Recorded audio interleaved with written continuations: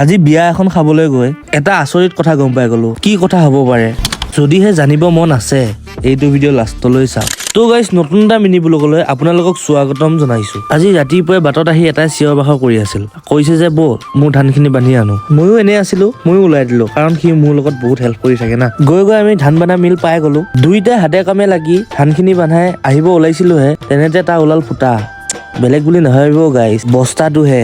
মিলতে ককা এজনে পাই ধুনীয়াকে বস্তাটো বান্ধি কৰি দিলে। আমি ঘৰলৈ উভতি আহিলো। আকৌ ঘৰত আহি মৰিগাঁৱলৈ যাবলগীয়া হ'ল। সেইবাবে অংকুক লগ ধৰি দুইটাই মৰিগাঁৱলৈ ওলালো। মৰিগাঁৱত যোৱা কাৰণটো হ'ল আমাৰ দাদা এজনৰ মোবাইল এটা বেয়া হৈছিল, তাকে ভালকৈ আনিব দিলে। ভাল কৰি লৈ এটি চেটা এটা খাই ঘৰলৈ উভতি আহিলো। তাৰ পাছতে গধূলি এখন বিয়া খাব যাব ওলাইছিলো। তেনেতে বাটতে মানুহ এজনে ক'লে তুলনি বিয়া খালে দাড়ি নগজে। কিন্তু মোৰ দাড়ি আছেই, কিন্তু আমাৰ অংকু ভাইহে নাই। তাৰ পাছতে বিয়া ঘৰ পাই আমি অলপ সময় বহাৰ পাছতে খাবলৈ মাতিলে। খাই কৰি তাত বেছি দেৰি নকৰি ঘৰলৈ উভতি আহিলো। আৰু যদি আজি মিনি ব্লগটো চাই ভাল পালে লাইক, কমেণ্ট, শ্বেয়াৰ, ছাবস্ক্ৰাইব কৰি যাব। আৰু যদি ইনষ্টাগ্ৰামত চাই আছে লাহেকৈ তলতে ফ'ল' বটনটো আছে, ফ'ল'টো কৰি যাব দেই ৰাইজ।